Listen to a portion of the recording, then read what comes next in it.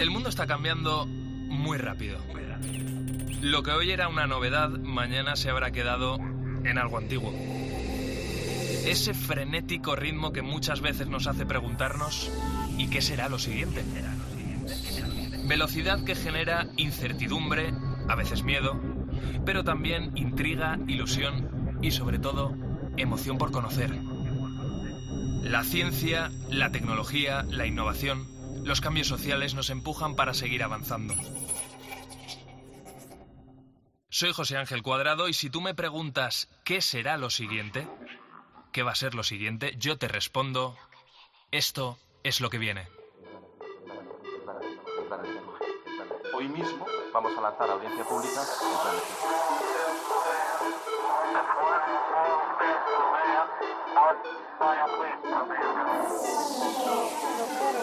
cero emisiones de CO2 en 2050.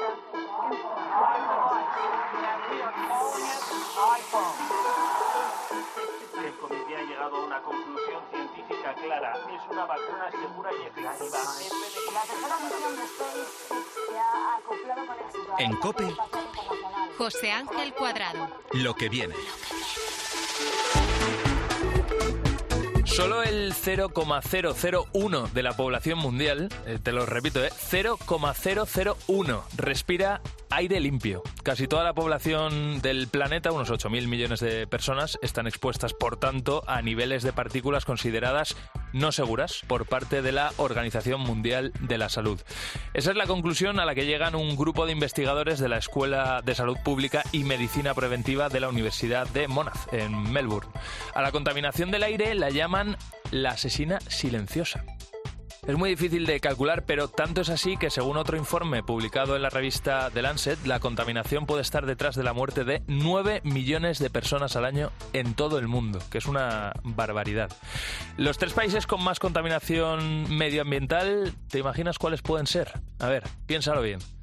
China es uno de ellos, Estados Unidos es el segundo y el tercero, la India. Y si hablamos de Europa, Alemania es el país con peor calidad del aire, debido a su alta dependencia al carbón, la industria, que es una de las más desarrolladas de toda Europa.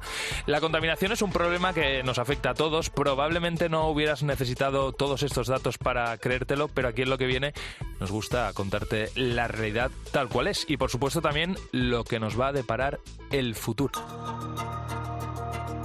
Por suerte, cada vez se toman medidas a nivel global, más medidas a nivel global, para reducir todos esos gases contaminantes que no solo nos matan, sino que han ido erosionando poco a poco la capa de ozono, lo que ha provocado un aumento progresivo de las temperaturas en todo el mundo. Y esto lo estamos viviendo en el día a día. Ahora bien, siempre hay sitio para el optimismo, porque a principios de año, fíjate, un grupo de expertos respaldados por la ONU cree que la mayor parte de la capa atmosférica, eso es lo que dijeron, que protege el planeta de la radiación ultravioleta, se recuperará, eso dicen ellos, en el año 2040. Y mientras tanto, ¿qué nos toca hacer a nosotros? ¿Qué podemos hacer? Pues seguir haciendo un uso responsable de los recursos más contaminantes e investigar, que aquí está la clave, posibles soluciones confiando en la tecnología y en la ciencia. Una de esas vías de investigación que están al alza es la investigación de materiales cada vez más sostenibles. Porque las ciudades del futuro, de las que aquí hemos hablado, y además bastante en lo que viene, por supuesto van a ser digitales y eficientes, pero sobre todo serán sostenibles. Esa es la voluntad que tenemos todos. Y eso será en parte gracias a una serie de materiales de los que aquí en lo que viene vamos a hablar. Y cada vez que hablamos de materiales y de futuro, si te pregunto a quién llamamos, pues si eres habitual de este programa ya sabrás que a un buen amigo de este programa, que es José Ignacio Pastor. José Ignacio, ¿qué tal? Bienvenido a lo que viene. Bienvenidos a todos y saludos a los oyentes de COPE y a que ya son mis amigos. Eso es un placer recibirte, como siempre, tenerte aquí con nosotros. Da gusto escucharte y descubrir eso de lo que vamos a hablar hoy. Eres experto en materiales y catedrático de la Universidad Politécnica de Madrid. Claro, José Ignacio, los materiales no van a ser la panacea, pero van a ayudar y mucho a reducir la contaminación en el futuro. ¿Por qué? ¿Cómo? Efectivamente, tenemos, no en el futuro, sino ya en el presente, materiales que nos pueden ayudar a limpiar de contaminación.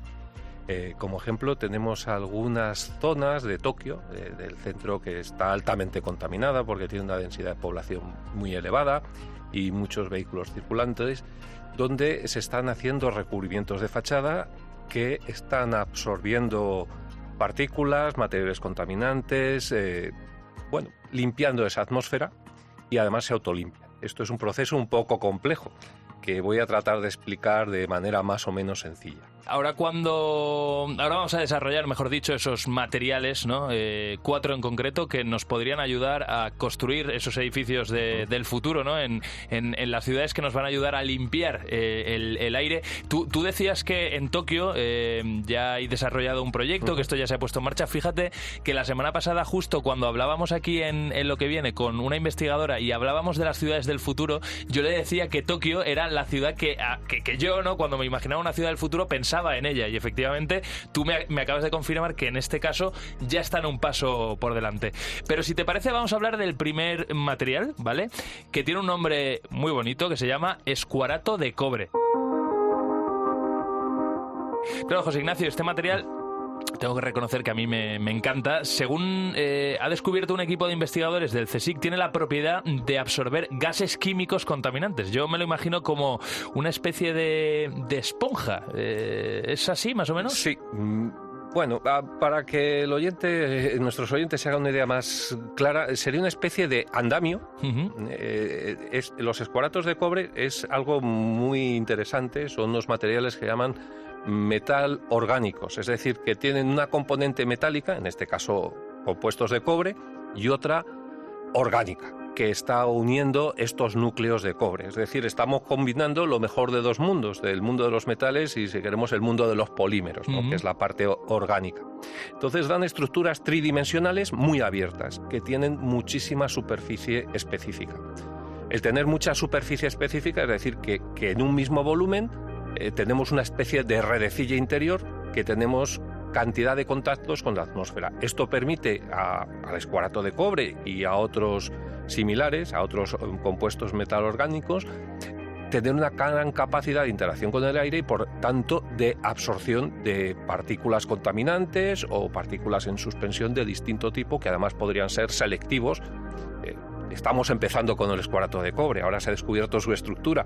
Hay un campo enorme con los metalorgánicos por delante que posiblemente veamos en un futuro cercano en múltiples aplicaciones. Pero, José Ignacio, con este material, por ejemplo, ¿qué podríamos hacer para luego aplicarlo en una construcción? Bueno, ¿qué se te ocurre? En estos momentos es un poco arriesgado porque está todavía en estudios muy básicos y preliminares, pero a lo mejor podríamos crear una malla en toda la superficie de un edificio, o, por ejemplo, llevarlo a la superficie de un quirófano para atrapar virus y bacterias. Ajá, esto sería, es decir, regulando el tamaño de la estructura y colocando cebos, por decirlo de alguna forma, podríamos hacer que en un quirófano todos nuestros virus y todas nuestras bacterias se quedasen pegados a las paredes, al techo, y luego reducir, por tanto, las infecciones para el paciente y luego pues proceder a su limpieza, como se hace. Qué bueno este material. Oye, vamos a cambiar de tercio, si te parece, y vamos a hablar ahora de ruedas que absorben CO2 y que liberan oxígeno.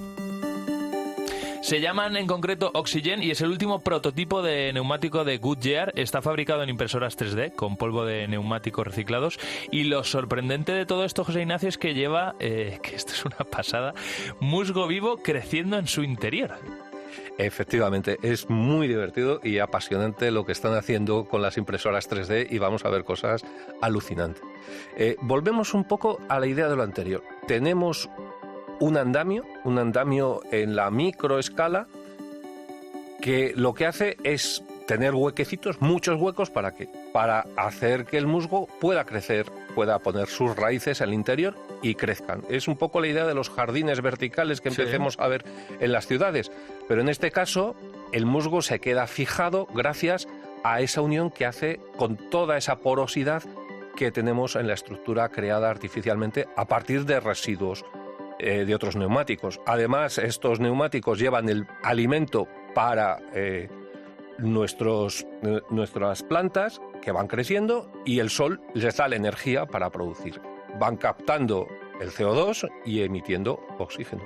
Además, son capaces de producir con todo este proceso de fotosíntesis, pequeñas cantidades de energía eléctrica que pueden alimentar pues a sensores, al propio sistema de iluminación que llevan las ruedas, es decir, poca energía, pero para cosas pequeñas más que suficiente. ¿Qué pasa? Lo que yo me imagino, José Ignacio, que aquí habrá que de vez en cuando podarlo, ¿no? El musgo, porque llegará un momento, si no, si empieza a crecer, ¿o no? Bueno, ahí en principio no sería necesario, porque si crece mucho y tú vas a gran velocidad, la parte que haya crecido en exceso, por las propias fuerzas de inercia que aparecen en la rodadura, se van a ir autopodando. O sea, no he leído nada acerca de eso, es muy buena idea, pero probablemente si crece mucho él solo se va a ir cayendo por efectos de las fuerzas. Qué pasada. Bueno, estamos hablando de unas ruedas que no solo no contaminan, sino que además limpian el aire.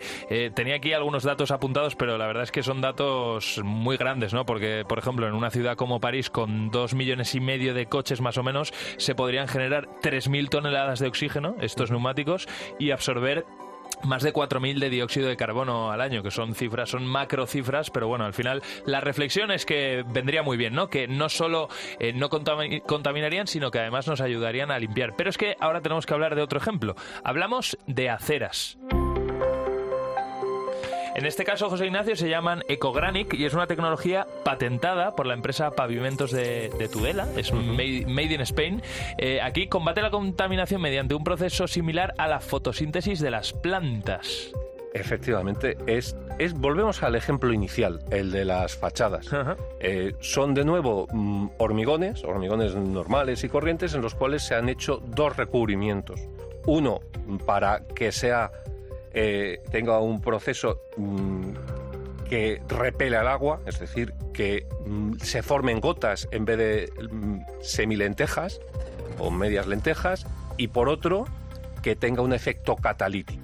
Si esto se hace con los espesores suficientes, pues se calcula para que aguante el desgaste durante 20 o 30 años, y bueno, pues están funcionando igual que puede ser una fachada, pero en el suelo. Estamos aprovechando, en definitiva, toda la superficie de la ciudad para proceder a la limpieza de los gases que todavía emitimos por los coches de combustión, y que seguiremos emitiendo durante muchos años, lamentablemente, porque no tenemos todavía una buena alternativa. Además, lo chulo de todo esto, José Ignacio, es que estas aceras estarían hechas con un 30% más o menos de material reciclado procedente de residuos de la construcción, con lo cual ahí matamos casi dos pájaros de un tiro. Sí, cada vez los cementos, los hormigones son productos más ecológicos, usan residuos de la propia construcción, usan también residuos como neumáticos para poder fabricarlos con características específicas, y no solamente las aceras, las propias carreteras empiezan a ser carreteras no verdes, pero sí más verdes que negras, claro, que es lo habitual. Y vamos a terminar, si te parece, este repaso por los materiales sostenibles que nos vamos a encontrar en el futuro, hablando de los materiales ultra hidrofóbicos. Recuérdanos, ¿no?, ¿qué es un material ultra hidrofóbico? Es un material que se autolimpia, ¿no? Sí, es un material que repele muchísimo el agua. Si alguien ha visto alguna vez una gotita de mercurio, no aconsejo jugar con ellas porque son muy venenosas, pero a los que tenemos más edad, alguna vez se nos ha roto un termómetro de mercurio y el mercurio salía formando bolitas y rodaba, y el mercurio es un metal. Pues ese efecto que vemos en el mercurio, se pueden ver muchos vídeos en YouTube de bolitas rodando sobre una superficie, es lo que podríamos hacer en un material ultra hidrofóbico, es decir, un repelente extremo del agua. Es, en definitiva, lo que nos venden en algunos anuncios, no vamos a decir marcas, cuando nos reparan nuestro cristal del coche. Ponen un spray encima que hace que repele el agua. Lamentablemente ese spray dura poco y a los 3 o 4 lavados ya no lo repele, pero sería estupendo poder tener cristales en los coches que repelieran el agua en vez de quedarse pegados. No nos haría falta los limpiaparabrisas, porque las propias gotas de agua irían cayendo. Esa es una de las ideas para el futuro, tener cristales, sobre todo en los coches, donde es muy sensible tener buena visibilidad para una buena conducción, ultra hidrofóbicos, que cuando llueve pues además de limpiarnos los cristales, lo cual es muy de agradecer, no se queden gotas de agua que nos impidan la visibilidad. Qué maravilla, aprendemos contigo y encima cogemos ideas. Si hay algún emprendedor ahora mismo escuchando lo que viene y tiene una idea para forrarse si lo consigue va a tener un gran campo comercial por delante. Tal cual. Oye, José Ignacio, una última pregunta. Hablábamos de Tokio, ¿no?, como una ciudad referente en el uso de estos materiales. Yo más bien te quería preguntar, ¿cuándo calculas tú que este tipo de materiales se usen en el mundo de manera, no sé yo ya si generalizada, o al menos vamos a decir que haya ya unas cuantas ciudades en todo el mundo que lo estén aplicando? Vamos paso a paso. Ahora hay edificios, muchos nuevos edificios, sobre todo los que son cristales que requieren una gran limpieza, en los cuales ya se está usando, digamos, en serie. Es decir, limpiar los cristales de un rascacielos es muy caro, necesitas operarios que trabajen desde el exterior, es peligroso. Que se descuelguen, sí. Efectivamente. Entonces, si todo esto lo puedes sustituir por un recubrimiento en esos vidrios que tenemos ahí, que sea ultrahidrofóbico y además capte contaminación, pues está. También hay quirófanos que están usando la titania y estas tecnologías, todavía de forma experimental, para reducir la contaminación del quirófano y atrapar de paso bacterias y virus. Es decir, estamos empezando. Va a llevar tiempo, probablemente hasta dentro de 10 o 20 años no lo veamos de forma generalizada porque todavía es caro y necesita mucho desarrollo, pero como habéis visto hay muchas vías, es decir, tenemos los materiales metalorgánicos, tenemos la titania y irán apareciendo nuevas soluciones que cada vez abaraten más el coste de poner estos recubrimientos que nos hagan más verdes y el planeta más habitable. Pues ojalá en 15 o 20 años sigamos, José Ignacio Pastor, tú y yo aquí en lo que viene y podamos hablar de estos materiales como una realidad. Es una suerte tenerte y tenerte como amigo de este programa y poderte llamar cuando nos dé la gana. Experto en materiales y catedrático de la Universidad Politécnica de Madrid. Como siempre, un lujo. Muchísimas gracias a todos vosotros y un placer acompañaros una vez más. En COPE, lo que viene. José Ángel Cuadrado. Vamos a viajar en el tiempo y nos vamos a marchar hasta el año 2050.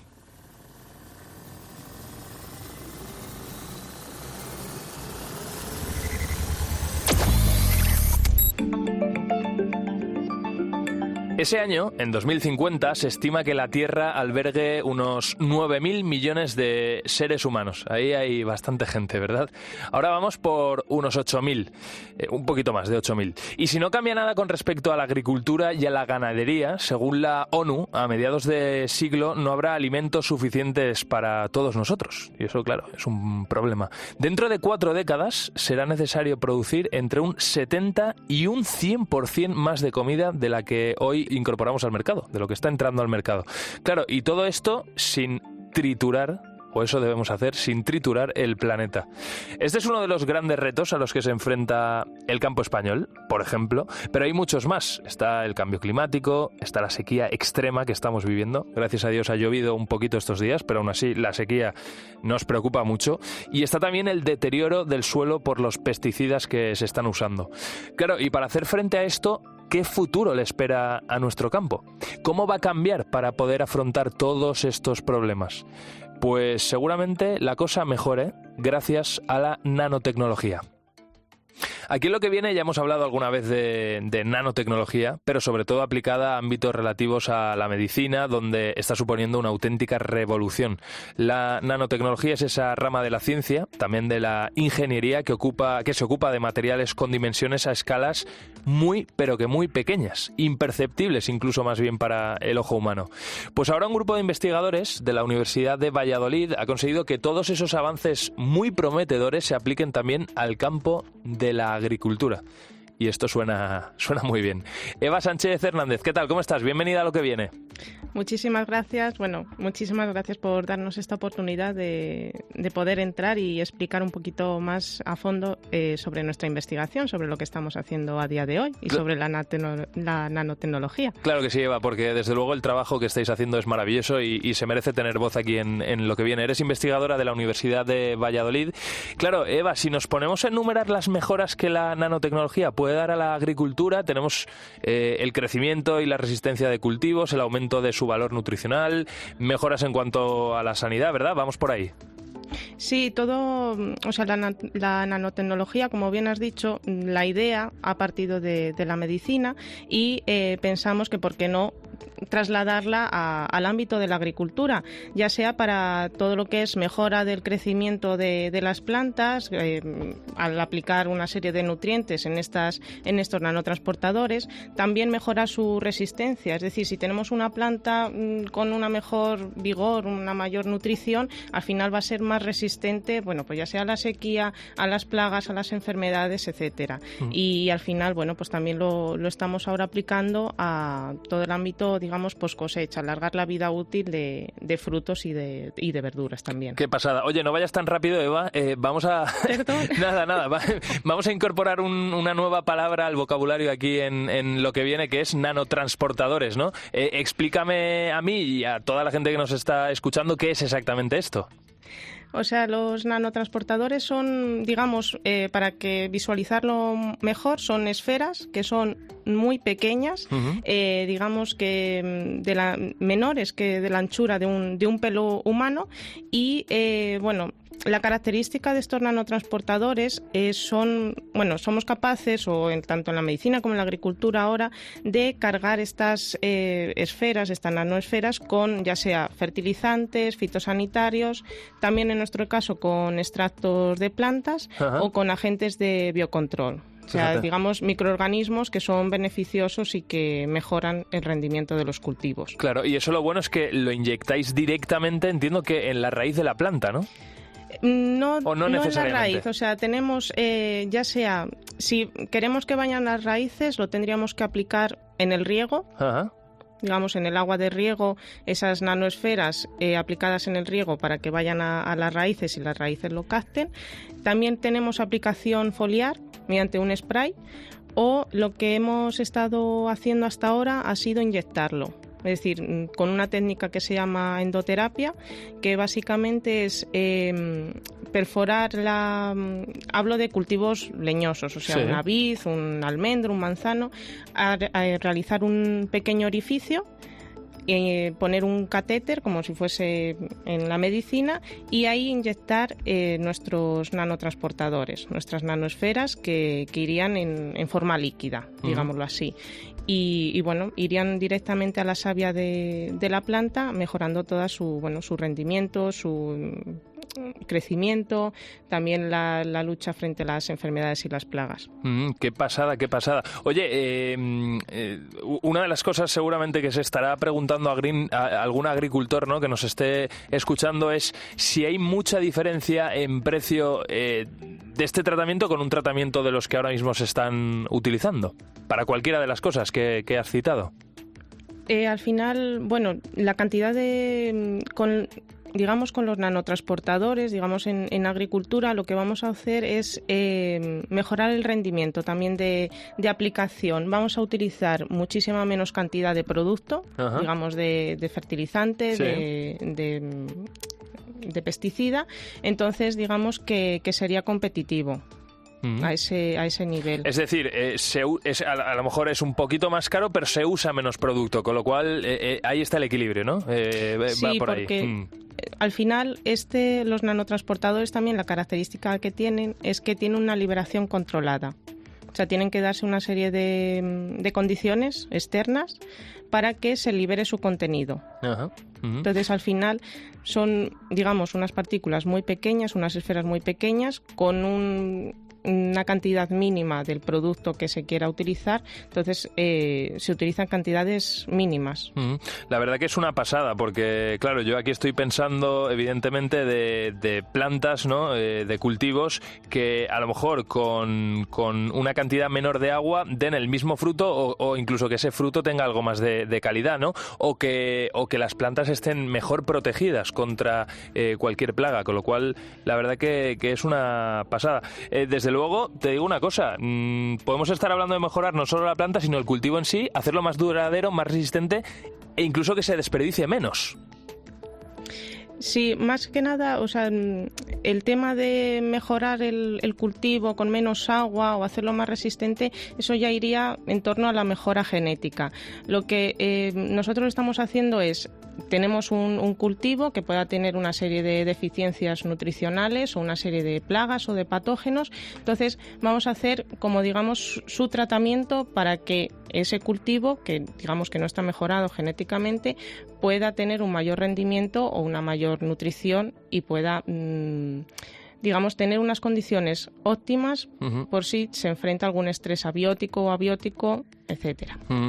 Bueno, pues esto la verdad que es una pasada, es dar un salto de calidad al campo español. Claro, Eva, ya como última pregunta, ¿no? ¿Dónde estáis trabajando ya? ¿Dónde se está utilizando vuestra tecnología, vuestros avances? ¿Con qué campos estáis ahora mismo funcionando? Pues hace un mes nos han concedido un proyecto, un TQE, un proyecto de transferencia de conocimiento de universidad-empresa con una empresa de drones en la que nos dijeron las dificultades que tenían en cuanto, bueno, los drones, como utilizando de fitosanitarios, tienen una capacidad muchísimo menor, lo que sería un tractor o otro equipo de pesticidas. Entonces nos dijeron la problemática que tenían, lo llevamos a un concurso a nivel de comunidad autónoma y nos han concedido este proyecto. Entonces digamos que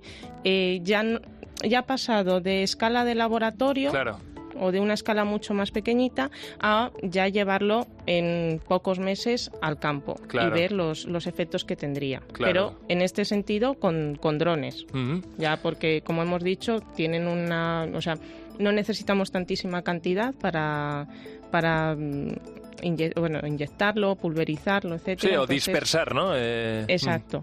Bueno, pues Eva Sánchez Hernández, investigadora de la Universidad de Valladolid, como tenéis un futuro por delante prometedor, si te parece, nos vamos a guardar tu contacto, te vamos a seguir la pista y en unos meses te volvemos a llamar a ver cómo marcha el proyecto, ¿te parece? Muchísimas gracias, sí, me parece perfecto. Genial, pues muchísima suerte, que vaya muy bien.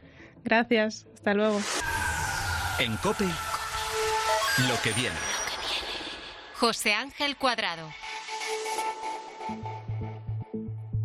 Bueno, pues hoy se decide todo. 28 de mayo, elecciones municipales y autonómicas. Aquí en COPE te vamos a contar el minuto a minuto, todo el análisis. Pero bueno, eso lo hará Ángel Expósito en un especial que podrás seguir, por supuesto, en la antena de COPE, en cope.es, también a través de nuestro canal de YouTube. Podrás ver a todas las personas que van a pasar por esa mesa de Ángel Expósito. Yo prometo que ahora, aquí en lo que viene, no te voy a aburrir con politiqueo, con sondeos ni con historias. Seguro que estás un poco cansado de todo esto, que la campaña ha sido muy intensa. Y es precisamente de esto, de tu agotamiento, de lo que quiero hablar, de tu cansancio, de tu hartazgo político. Para hacer oposición solo tiene que esperar a las próximas elecciones. Sin despeinarse, puede mentir de una manera absolutamente... Sí, claro que sí. ¿Es insolvencia o es mala fe? Hay un poco de las dos. Es curioso que usted me llame insolvente, inexperto, mala fe. ¿Sabes a qué se puede deber? Pues mira, yo te voy a dar una razón. La polarización que hay en nuestra política y cada vez más en nuestra vida en general. O estás conmigo o estás contra mí. Ahora enseguida te explico cómo podríamos reducir esa polarización. Pero antes, déjame que te dé unos datos. España, nuestro país, es de los más polarizados del mundo. Es la principal consecuencia a la que llega el barómetro de confianza Edelman, realizado por la firma estadounidense que lleva ese mismo nombre. En la edición de este año, de 2023, nuestro país forma parte del grupo de países que se consideran, ojo, como gravemente polarizados. En la cima del ranking están algunos que a lo mejor te imaginas, como Estados Unidos, pero está también Argentina, está Colombia o está Suecia. Este último a mí sí que es verdad que me ha llamado la atención, pero lo cierto es que las elecciones allí fueron hace muy poquito y el resultado fue muy ajustado. Con lo cual, pues quizá las cosas van por ahí. ¿Y qué es lo que viene? ¿Hasta dónde vamos a llegar con esta situación? ¿Seguirá creciendo? Pero sobre todo, la pregunta es qué soluciones se plantean, si es que las hay. Pedro Riera, bienvenido a Lo que viene. ¿Cómo estás? Hola, buenas. ¿Qué tal? ¿Cómo estamos? Muy bien. Oye, Pedro, una pregunta a la que quiero que me des un titular y ahora después desarrollamos. ¿Nuestro país es un país polarizado a nivel político? ¿Tú qué crees? Bueno, yo creo que sí que está polarizado. También es verdad que ahora mismo, pues mires donde mires, pues hay polarización casi en todos los países democráticos del mundo, pero sí que hay polarización de diversos tipos y podemos concluir que sí que está polarizado. En este día de jornada electoral, pues ya la acabas de escuchar, está con nosotros Pedro Riera. Pedro, déjame que te presente, eres investigador de la Universidad Carlos III de Madrid, profesor del Departamento de Ciencias Sociales. Cuando decimos que España, o sea, que aquí en España hay polarización, ¿hacemos referencia a que las ideas son muy distintas, son antagónicas, o a que es muy difícil alcanzar acuerdos, o a un poco de todo? A un poco de todo. Decimos primeramente que las ideologías pues son antagónicas, después que como consecuencia de eso pues es difícil llegar a acuerdos, y luego decimos una tercera cosa, que es que hay lo que se llama ahora mismo la polarización afectiva. Esto es este sentimiento de querer mucho a los míos, a los que están pues en mi ideología o que están básicamente en mi partido político, y a odiar a todos los que están en el otro pues lado digamos del río ideológico, ¿no? Entonces esto es lo que se llama la polarización afectiva, y también encontramos altos niveles en España actualmente. Desde luego, yo no sé si esto va a más, Pedro, si tú crees que en un futuro no muy lejano podemos vivir aquí en nuestro país situaciones como las que recientemente se han visto en Estados Unidos o Brasil con esas tomas de los parlamentos. Bueno, aquí la verdad es que es difícil sacar la bola de cristal, ¿no? Y bueno, y uno obviamente pues espera que esto no se produzca, ¿no? Con lo cual, pues, hombre, es difícil de contestar esta pregunta, espero que no sea así, y que, bueno, en fin, que es muy excepcional esto que ha pasado en estos dos países, y ya te digo, pues aquí se confunden un poco mis deseos con lo que te pueda decir de manera informada y de manera razonable. Yo creo que va a ser complicado que se produzca, pero vete tú a saber, ¿no? Pedro, según un estudio que has desarrollado junto con la Universidad de Houston en Estados Unidos, la solución podría estar en el sistema electoral, concretamente en las listas electorales, ¿no? Entre vuestras conclusiones aseguráis que las listas cerradas en las elecciones hacen que las personas tengan más en cuenta la ideología y la marca del partido a la hora de votar, mientras que los sistemas electorales que cuentan con listas abiertas, la gente vota de manera más personal y menos ideológica. ¿Esto podría ayudar a reducir esa polarización? Nosotros creemos que sí, es verdad que es una cosa que, bueno, está por probar, ¿no? Pero que en nuestro estudio lo que sugiere es que como la ideología de los partidos es menos importante a la hora de decidir el voto en sistemas de listas abiertas, pues adoptando listas abiertas, pues parecería que, bueno, que la ideología de los partidos jugaría menos papel en las elecciones y que como consecuencia de eso pues se podría reducir la polarización ideológica. Entonces esto es una de las conclusiones con las cuales cerramos nuestro estudio, y bueno, sí, creemos que sí, que podría ser una buena manera o pues una buena experimento que probar, quizás empezar con elecciones a niveles pues regionales o incluso a niveles locales, donde también hay listas cerradas, y ver hasta qué punto, si en estos niveles pues se podría producir este decrecimiento de los niveles de polarización. Fíjate, Pedro, ya como reflexión, nosotros durante esta campaña electoral aquí en COPE hemos estado emitiendo un podcast que se llama 28M El Daily, presentado por José Luis Concejero, y en uno de los episodios que él hacía hablaba con 3 militantes, con uno del PSOE, con otro del PP y con otro de Unidas Podemos, ¿no? Les reunía en un barrio de Madrid muy, muy pequeñito, les juntaba a los 3 y fíjate que convivían perfectamente. Son vecinos, se conocen de toda la vida. Es verdad que les diferencian evidentemente las ideas, uno tiene una propuesta para su barrio diferente a la de enfrente, pero conviven perfectamente, hablan con calma, no tienen ningún problema y pueden discutir de las cosas de una manera muy sosegada, ¿no? Y cómo esto trasladado a la política nacional, qué difícil sería la situación de juntar a, no sé, por poner 3 nombres, a Pedro Sánchez con Feijóo, con Ione Belarra, ¿no? O con Yolanda Díaz, y tenerles a menos de 1 metro a cada uno de ellos. Vamos, saltarían chispas. Entonces, claro, al final la reflexión es, si los de abajo pueden hacerlo, ¿por qué no los de arriba? O sea, hay mucho de postureo, ¿verdad?, en toda esta situación. Pero yo creo que también hay mucho postureo a veces a nivel incluso de los grandes líderes políticos de los partidos. Quiero decir, yo creo que hay mucha más confrontación delante de las cámaras, o en este Exacto. caso delante de los micrófonos, y si quieres también pues cierta batalla o bastante batalla de ideas. Luego yo creo que hay muchos líderes políticos muchas veces pues pertenecientes a fuerzas políticas antagónicas que se llevan muy bien en el espectro privado, ¿no? Entonces lo que uno se pregunta es por qué pues este buen rollo y esta sintonía que puede haber pues en espacios más distendidos pues no se puede tampoco también traducir pues en una capacidad de llegar a acuerdos, es decir, cuando se trata de pues eso, de confrontación de ideas, ¿no? Con lo cual yo creo que sí, que es verdad lo que dices de que muchas veces pues a niveles más inferiores pues decir, pues hay una mejor sintonía, ¿vale? De acuerdo, pero también es verdad que yo creo que si nos vamos del ámbito público al privado nos encontraríamos grandes sorpresas, ¿no? Es decir, ahí siempre está la anécdota de que siempre se dice que, por ejemplo, que Pablo Iglesias y Pablo Casado, que son obviamente, pues eran representantes de dos partidos muy diferentes, sí, pues se llevaban relativamente bien, ¿no? Entonces, yo creo que también eso hay que tenerlo en cuenta. Y cómo esa proyección a nivel público también ayudaría muchísimo, además de tener estas listas electorales abiertas, ¿no? Como decíamos, cómo esa imagen también ayudaría muchísimo a bajar la presión política y que al final se redujera la polarización.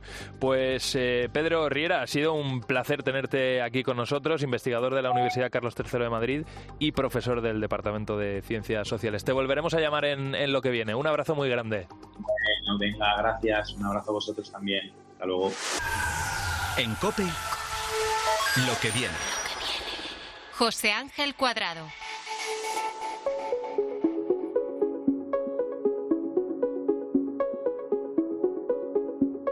El futuro, los avances tecnológicos, la ciencia están trayendo desde luego cosas fantásticas. Ahora, no todo iba a ser positivo. Las redes sociales, Internet en general están haciendo que cada vez haya, por ejemplo, un flujo mayor de información, que es difícil de controlar. Y no me quiero ir muy lejos, son datos de 2022, un año apasionante desde el punto de vista informativo, apasionante, entendedme, con la guerra de Ucrania, donde se han cubierto muchas cosas, ha habido mucha información y que ha ocupado esa información muchísimas portadas, ¿no?, de medios de comunicación y de redes sociales. Ese año, el 42% de los europeos creen haber sido víctimas de noticias falsas relacionadas con el conflicto. Eso es 4 de cada 10, casi la mitad. Otro dato que llama mucho la atención. Según el último informe de desinformación científica en nuestro país, aquí en España, elaborado por la Fundación Española para la Ciencia y la Tecnología, solo el 11% de la población es capaz de identificar una información falsa. 1 de cada 10 personas. Es una pasada. Las fake news están entre nosotros, eso es una realidad, nos cuesta muchas veces reconocerlas, y todo porque la tecnología está cada vez más extendida a nivel usuario y esta es cada vez más sofisticada. La pregunta es si sabemos controlarla. Entonces, ¿cómo combatimos esas fake news? Pues hay una propuesta, y esa propuesta es utilizar todavía más tecnología más desarrollada.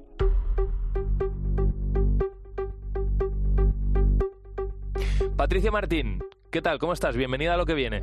Hola. Oye, Patricia, ¿cuál ha sido la última fake news que te ha llegado a ti? ¿Que has sido capaz de identificar? Pues la verdad es que, mira, por ejemplo, ahora con el caso de Vinicius, ¿no? Del tema del racismo y la oleada esta en el mundo del deporte, sí, ha habido también bastantes fake news asociadas. Se llegó a decir, por ejemplo, ha habido imágenes, no sé si conoce, ha habido imágenes que sitúan pues a Vinicius y a Florentino con reunidos con una serie de personas. O sea, siempre cada vez que hay una explosión de algo informativo, sí, relevante, que nos llama mucho la atención, ¿no? Y que hay polarización, hay fake news. Yo creo que polarización y fake news van de la mano. Van de la mano. Desde luego, sí, que es un tema muy interesante, y ahora además con la irrupción de la inteligencia artificial, con todos esos programas que nos permiten, por ejemplo, hacer montajes, ¿no?, de imágenes, pues imagínate la que se puede liar si a alguien se le ocurre,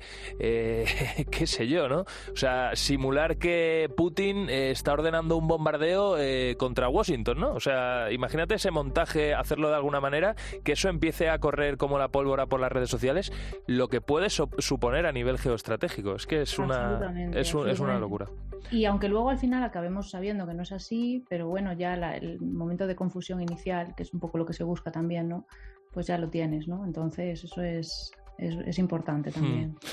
Patricia, eres profesora de Ingeniería Informática en la Universidad de La Coruña, participas en el proyecto Hybrids. Claro, aquí en Lo que viene hemos hablado mucho de inteligencia artificial.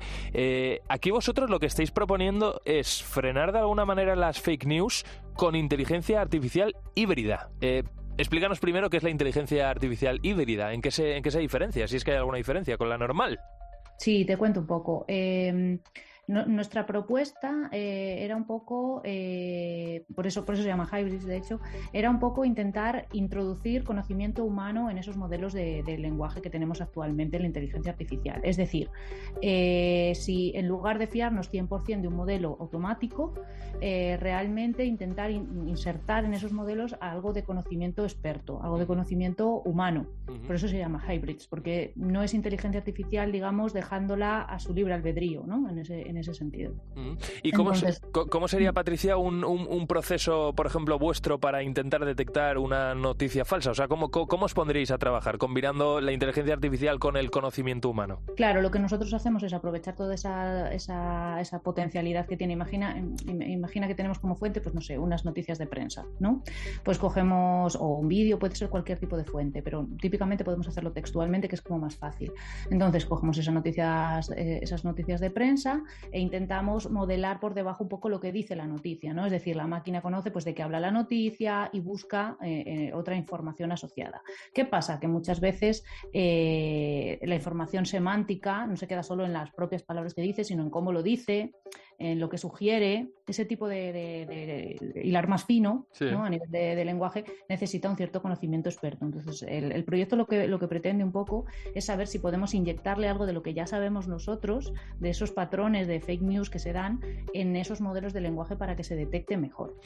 Oye, por ser muy prácticos, dos cuestiones. Por un lado, de las plataformas, redes sociales que utilizamos hoy en día, la mayoría de las personas que están escuchando este programa, no sé, Facebook, Twitter, Instagram, TikTok, el propio WhatsApp, ¿no?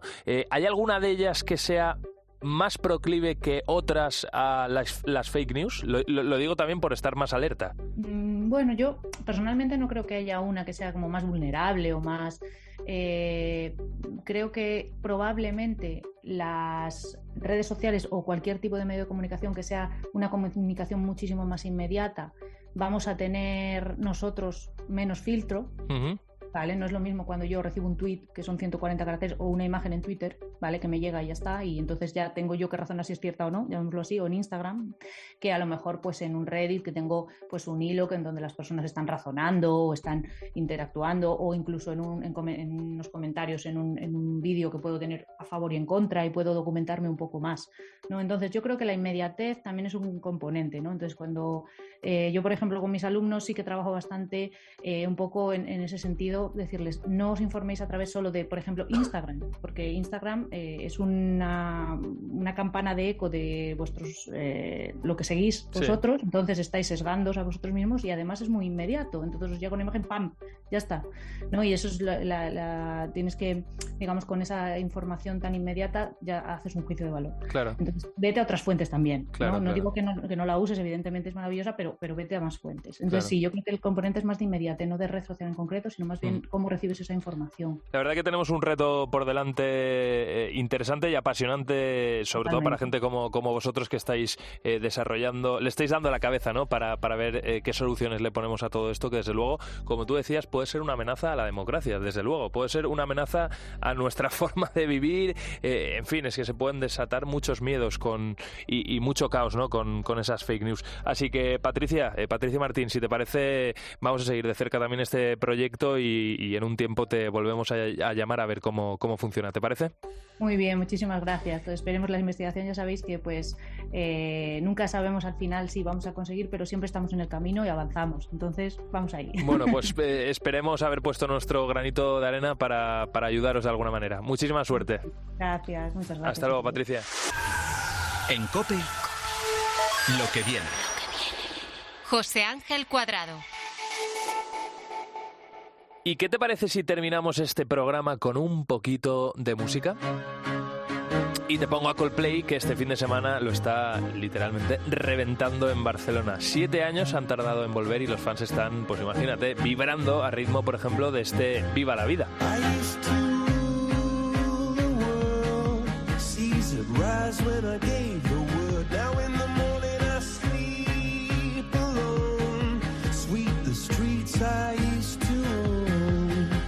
Llevan ya 3 días y aún les queda uno más, el de hoy. En total, 200.000 entradas vendidas. Y fíjate, sobre el escenario, junto a Chris Martin y su banda británica, está viendo 4 españoles.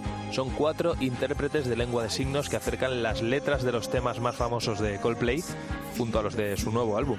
Aitor Pérez es uno de los que van a hacer vibrar a todas las personas con problemas de audición.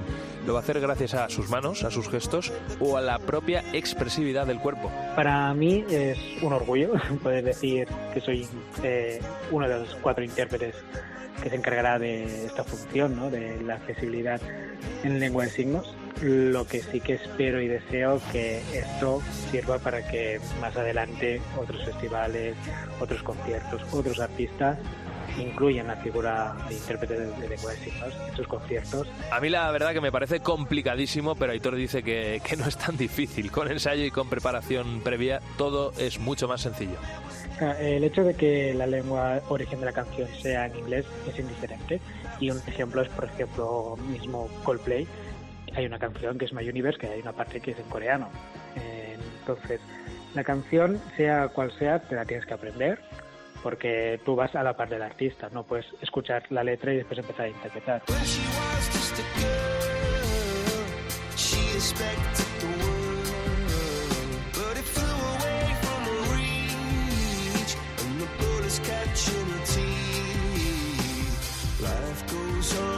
Pero la cosa no acaba en una traducción e interpretación de las letras de los temas. Coldplay ha pensado en todo y su objetivo es que las personas sordas sean capaces de sentir la música que tocan en primera persona.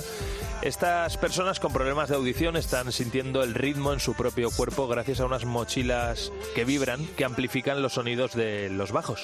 Estas mochilas vibratorias lo que van a hacer es transformar el señal acústico de los graves, lo van a transformar en vibración para que lo noten en los cuerpos, ¿no? Y así puedan notar el tempo y el ritmo de las canciones. Y sí, van a disfrutarlo mucho, el hecho de notar el ritmo en el cuerpo y alcanzar la comprensión de la letra mediante la lengua de signos. Pero esto no es todo. Para que las personas disfruten del pedazo de espectáculo que es un concierto de Coldplay, que seguro que si has estado en uno de ellos sabes de lo que te hablo, resulta fundamental el trabajo que hace Aitor. Sentir la canción, notar, esto es algo poético, cómo te entra en el alma y poder expresarla al resto. Lo que veo es la gratitud por su parte, y me enorgullece el hecho de que sea un puente comunicativo por el cual las personas solas logren alcanzar un derecho a una accesibilidad que siempre se les veta. Yo en ese momento lo que hago es disfrutar de la canción como si estuviera explicando, aunque delante no tuviera nadie. Aitor lleva desde 2016 realizando este trabajo en musicales, teatros, pero ahora dice que ha tocado techo con este reto. Ser intérprete de Coldplay es un sueño real para él. Porque nosotros somos un puente comunicativo como si fuéramos unos subtítulos, como si fuera la voz en otro idioma. Nosotros estamos, pero como si no estuviéramos. Esto también es lo que viene, la labor de Aitor, de todos los intérpretes que se están subiendo junto a Chris Martin al escenario cada noche y, por supuesto, de aquellos que han diseñado esa mochila vibratoria para que las personas con problemas de audición puedan disfrutar a tope de estos conciertos de Coldplay en Barcelona. Hasta aquí el programa de esta semana. Esto ha sido Lo que viene. Gracias, como siempre, por sacar un ratito y dejarnos entrar en tu vida, contarte las historias, los avances de la ciencia y de la tecnología. Ya lo sabes, volvemos la semana que viene con más historias, pero mientras tanto nos seguimos escuchando en COPE, en cope.es y en nuestras redes sociales. Por supuesto, que no se me olvide, muchísimas gracias a los productores de este programa, Álvaro Sáez y a Cristina Platero, y a todos los técnicos de COPE que nos echan un cable para que esto suene así de bien. Un saludo, hasta siempre. En COPE, lo que viene. José Ángel Cuadrado.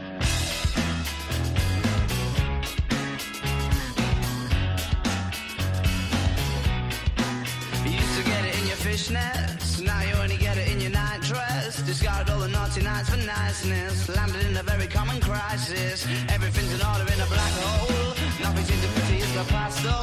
That Bloody Mary's lacking in Tabasco. Remember when you used to be a rascal? Oh, the boys are slag.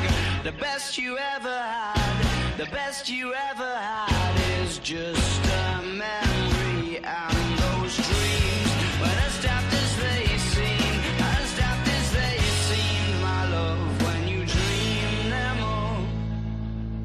Flicking through a little book of sex tips. Remember when the bars were all electric? But now when she told she's gonna get it, I'm guessing that she'd rather just forget it. Clinging to not getting sentimental. Said she wasn't going but she went still. Like a gentleman to be gentle. Was it a mechadobber or a betting pencil? Oh, the boys are slag. The best you ever had, the best you ever had is just a memory. And those dreams, when as daft as they seem, as daft as they seem, my love, when you dream them overflow. Where did you go? Where did you go? Where did you go? Oh.